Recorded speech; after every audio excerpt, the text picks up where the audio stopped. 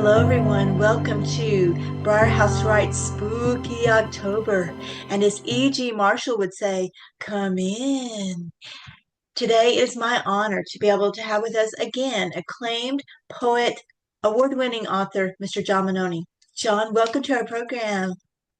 Thank you, Becky. I'm so pleased to be here, and I love uh, your program. John, tell us what do you like about the Halloween season? Well, there's it's an interesting time of the year. I know there's a commercial aspect which I don't particularly care for, but that's so the case with so many other of our holidays that there's a marketing drive. But for me, I like Halloween because of there's something about spookiness that is hard to understand. I think Halloween and the whole horror genre that follows it seems to be based on how we personally deal with our fears and how we like to be scared, but we also like to see victory over the darker elements, the evil or whatever is out there. And there's an awful lot of it out there. Just and so as a kid, I liked it so much. Of course, at 8, 9, or 10 years old, I can only think so much. But I remember liking Halloween so much that I would go and do a pre-Halloween test run. In other words, I would go trick-or-treating twice instead of just Asking for one. candy. Exactly. I had a newspaper route, and I think they were my first guinea pigs. Oh, goodness. It wasn't too bad. It was pretty uncommon to be scolded for it's not Halloween yet. So, but these days I don't do much of that. And the way I've been living, either out in the country or in the big apartment complex, it doesn't lend itself well to trick-or-treating the kids. And that way I don't feel too guilty because I won't be contributing to their dental fund. Uh, so that's how it all started with me. When I first started writing poetry seriously in '04, it was about another 4 years, a little bit more than 4 years later, that I started writing prose. And because I was surrounded by speculative fiction, in fact, many horror fans on an old office called American Zoetrope. It was offered to us for free by Francis Coppola, the famous director and winemaker. The first piece that I wrote was a very dark Halloween piece, and I like monsters because they scared the hell out of me when I was young, and so they're a subject that I tap in often in the surreal, imaginative world of materialized fears in the form of monsters or bad situations. Mhm. So um, I also saw a weakness in that genre, maybe because I hadn't been acquainted with a lot of good poetry. Now I know there have been a lot of really great novels. I remember Niven and Purnell, they're two authors that wrote together a few volumes, and one of them, The Mote in God's Eye, and followed by Lucifer's Hammer, were tremendous. It was perhaps the first time that as soon as I got to the end, I didn't want it to end, so I started reading it over again from the beginning. So I know there's always been a lot of great science fiction prose out there, but I couldn't really agree with the poetry end of it. I thought the poetry was lacking. I think it's gotten a whole lot better over the last 20 years, but I think it was lacking when I first started. So when I first started writing seriously, the poetry took an aim at two areas that I felt were weak then, and that was the good meaning, well-meaning authors who didn't know anything at all about craft when it came to writing about our Lord.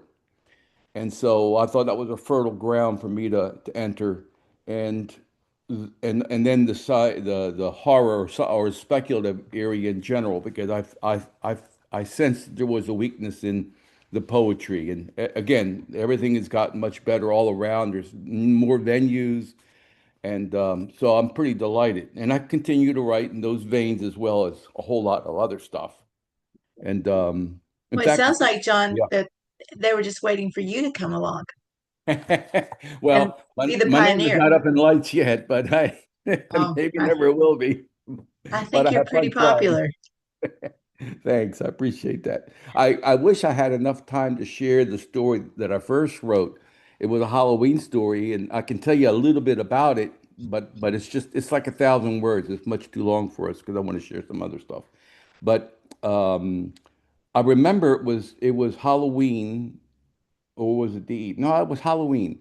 And I was over at my pastor's house. We were having a nice get together with a bunch of people and food. And the fire, the outdoor fire, because it was a chilly October night. And I remember him throwing recently mowed down or cut down dry pine onto the bonfire, and how that generated so many wonderful sparks, a whole, like a couple stories high of sparks and those little sparks just died out pretty quickly.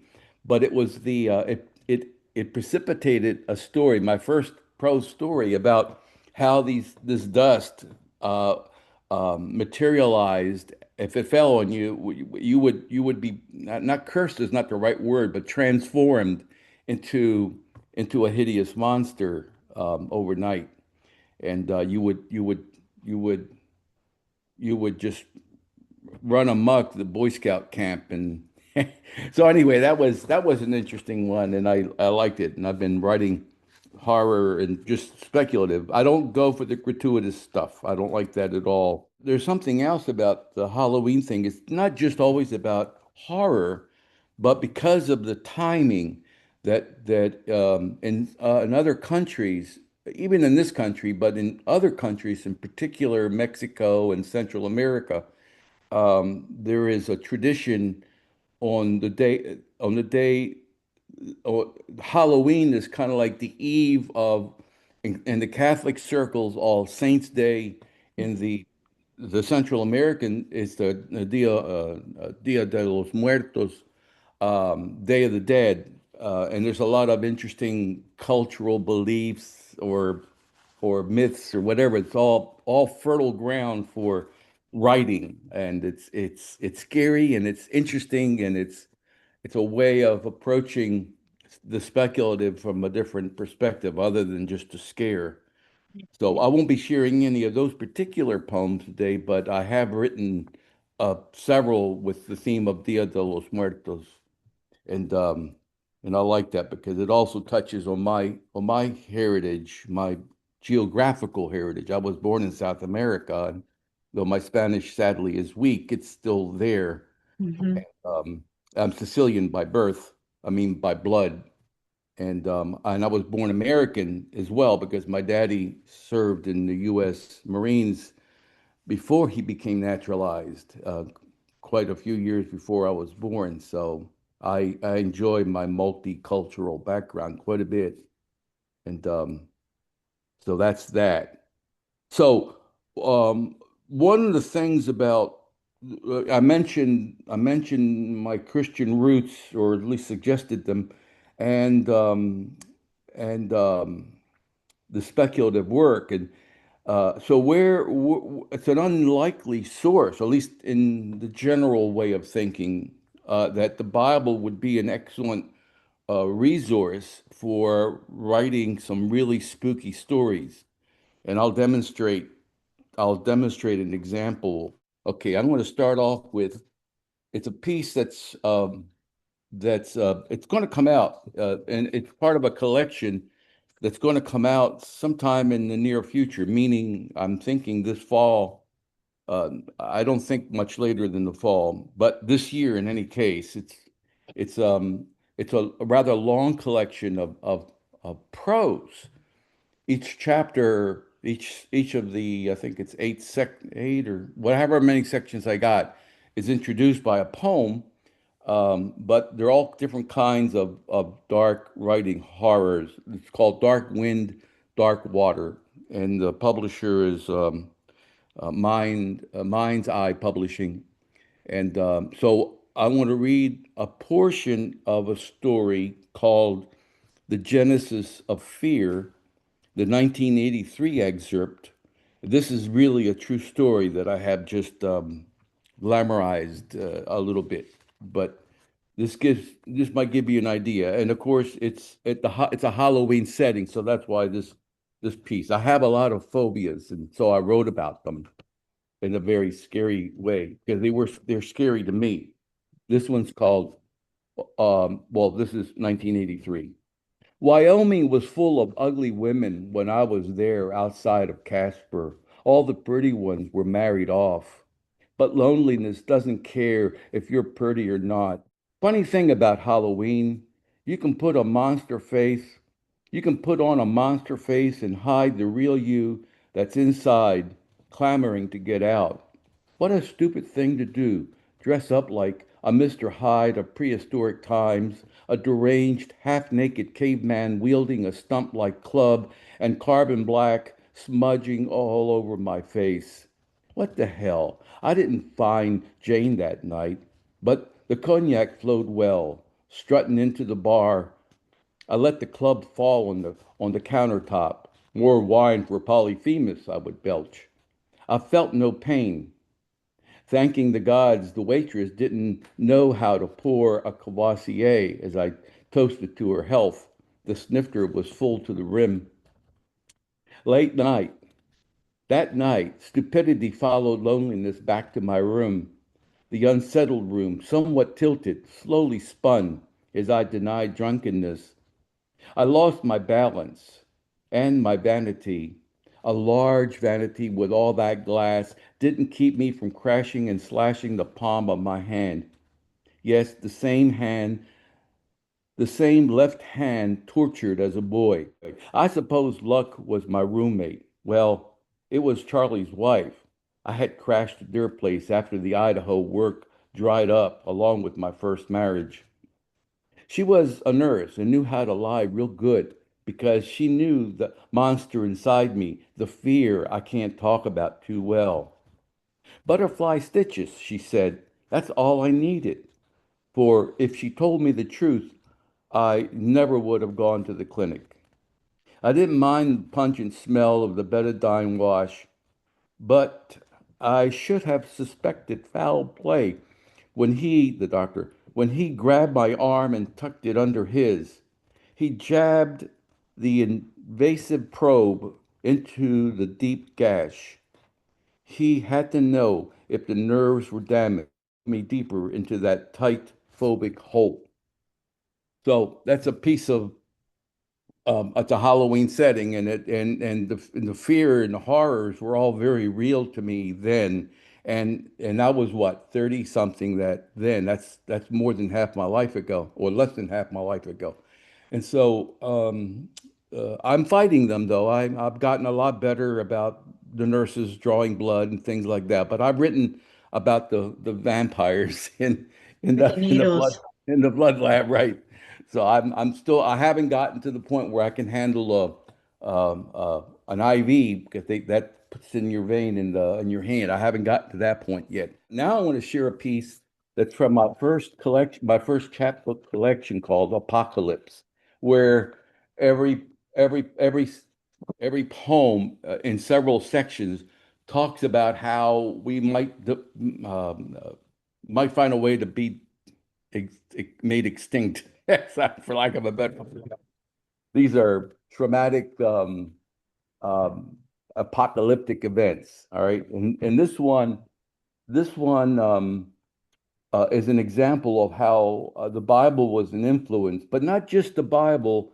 Joel and a few other references in the Bible about Beelzebub, and keep an ear towards the sound of that name, Beelzebub, because it'll go well with the poem. Um, so so not only were some biblical references used, but also the the Sunday, October 30th, 1938 Martian invasion hoax slash War of the Worlds that Orson Welles had thrown upon us on Halloween Eve. So that's that relative thing here. And it's called The Lord of Flies.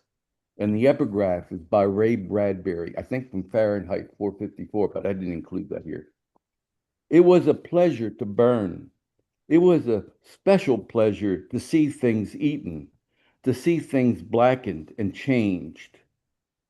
The Lord of Flies. They came in massive spaceships, bulbous discs rotating against the wind, hovered over cities, extended tripod legs piercing the brown air, anchored asphalt with hook-like landing gear, just like viruses invading thin-skinned cells. Earth crumbled under a weight of spaceship-turned robots marauding streets. Laser greener than devil's eyes burned all in the way. Tanks melted, airplanes flashed to plasma, soldiers vaporized. We didn't believe in the devil until we saw the flies with horns, with the red scaled skin of dragons, until we heard their voices buzz in our heads. This one is called Impending, and it's actually the last poem in that collection. And there's an epigraph. I like epigraphs. There's an epigraph by Robert Frost, and if I remember correctly, it's called by this by the first line of this epigraph. Oh, actually, it's "Choose Something Like a Star" is the name of the poem, and he says, "You cannot choose something like a star and remain wholly taciturn, impending. There was evening, then morning, the seventh day, but it was not good for us. We had rested too long, and we did not look up to heaven and pray for it not to come. There was evening, then morning, the sixth day. We had created ourselves, 8 billion by now, in the image of our indifference and opulence of hate. There was never any time to look toward the heavens and pray for selflessness. We continued to multiply. There was evening, then morning, the fifth day. Yet the birds in the sky knew, so they hid in the trees. And the fish in the seas knew, so they dove deep into chambers of darkness. And the lizards skinked into caves. It was evening, then morning, the fourth day. We looked up to the heavens and prayed for real this time. There was the great light of the sun, red as blood, and the lesser light of the moon, which was in sackcloth. And there were stars also, but some had fallen to earth. Some thought it was the wrath of God. Others were convinced it was the inevitable order of things, the chaos of the universe. Oceans seethed and swelled with froth and ash. The ground percolated with blood and sinners before its priest. Mountains folded. It rained rocks that strafed the great cities, and the sky burned. Brown soot settled, but dust hung thick as a garment of remorse. Soon the grass and trees of every kind choked without the sun. Untimely figs shook to the ground, and the grapes withered on the vine. There was evening, then morning, the third day, and there was no more light. Darkness crouched at the door and hid in every corner. There was evening, then morning, the second day, and the earth became formless and void, and mankind was no more. In the end, there was no more evening, no more morning. All was uncreated. Oh, yeah, I know. That's really dark. But I do that. Um, I got this one. This one is from a collection. It's not published yet, but I'm not worried about it. The collection is called The Breath of Darkness. So there's an awful lot of spiritual references and throughout the entire collection. And this was originally published in the Science Fiction and Fantasy Poetry Association's podcast for Halloween in 10 years ago, in 2015. And you'll see that this is definitely a Halloween poem in influx. It was before death rode in, headless, on a pale horse, before the day of the Triffids, before the Druids, black witches, and warlocks, before the chariots of alien gods haunted the late October air, when even the moon howled. It was when the stars fell from heaven, but I fell on my knees and prayed as the bright, as the gold bright streaks of light transformed to handsome men. I knew them from a vision I had dreamed. At night, they whispered into innocent ears of women, the daughters from all generations, sumptuous and pure. They swooned to smooth deception, fell to trickery of seduction. Soon delirium infested the women, and their unholy children ruled the earth. Mighty men, infamous, they were giants, grotesque as their own hearts. The Goliaths succumbed the men too, infected them with hatred and lies. So they too would bludgeon men, rip out their hearts. Then they'd be eating and drinking their blood.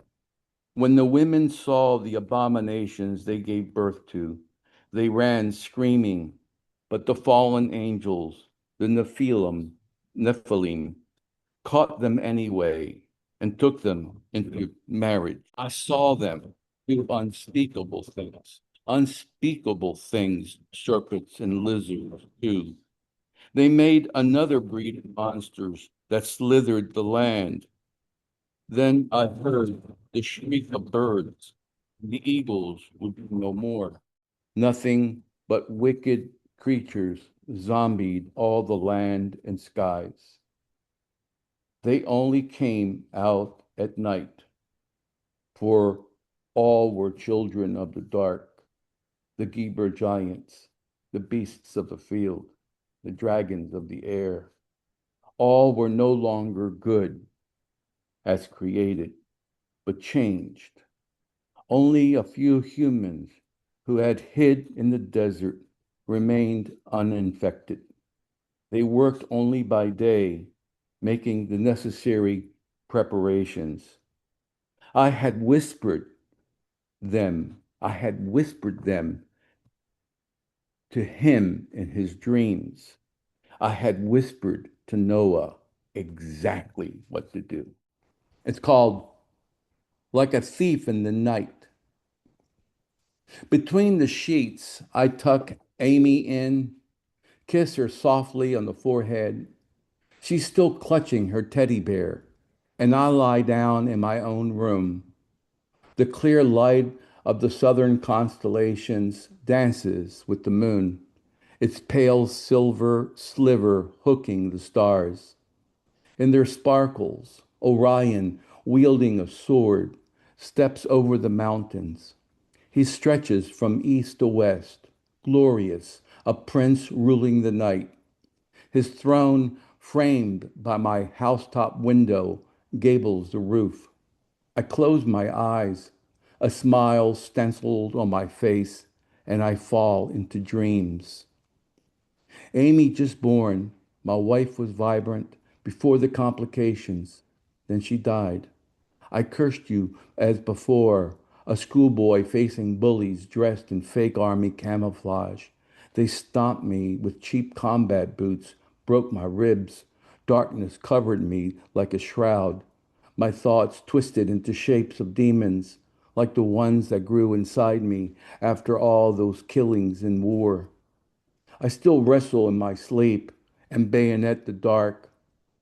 Before dawn, I am haunted by the thump of bodies thrown to the ground, the silent curdling of blood like the cold prick of ice running up and down my spine. Where were you? I awaken in sweat-soaked sheets. Excuse me. My eyes staring down violence. Where am I? No jungle. The bedroom floor is cold in the unconscious night. I check on my daughter. There's something about her innocence that I wish I had. It is peaceful and quiet. Her teddy bear sleeps with its eyes wide open, and that without a care look. But it but it is too still, too quiet. The sun crests the pines. The moon had long since fled. Amy's bed hardly disturbed. There is no soft body under the sheets, no Amy, just shadows lurking. I run to the stairway. Amy, I yell, but there's no answer. Perhaps I am still in my dream, but my soul spirals in the pangs of horror. I remain alone. I clench my teeth and curse again, then simply weep the shame of being unprepared. For like a thief in the night, he came and took her. And that's after Matthew 24. Here, this is one that's been, I don't have it written here, but I know for a fact that this was inspired by C.S. Lewis, Screw Tape Letters in particular. Which one, I don't know, but doesn't matter. It's called, now this is in two voices, and the indented voice of one is indented, and of course you can't tell, so I'll try to Do a voice. yeah, it might be clear who, it might be clear. Okay, so it starts out, a private battle. Father, you are going into battle, and I am afraid. The enemy is armed with modern armor and weapons. Do not fear, my young prince, stroking his beard. What are you reading that scares you? Give it here. His green eyes narrow to focus on the scroll in the dim light. The words dagger his eyes. It says right here, but above all, put on the helmet of salvation. Bah, humbug, flinches at the dogmatic text. You see, sire, little Damon says, doesn't that mean our fiery darts will not penetrate their skulls? No, my son. What is unsaid here is perhaps the better axiom of truth. The meek shall inherit the earth. So we shall burn the doubt of victory in their minds, and they shall be buried in darkness. That's it. John, thank you so much for taking the time with us at Briar House Writes. I appreciate you being a part of this spooky October collection. It was fun. Thank you so much for having me.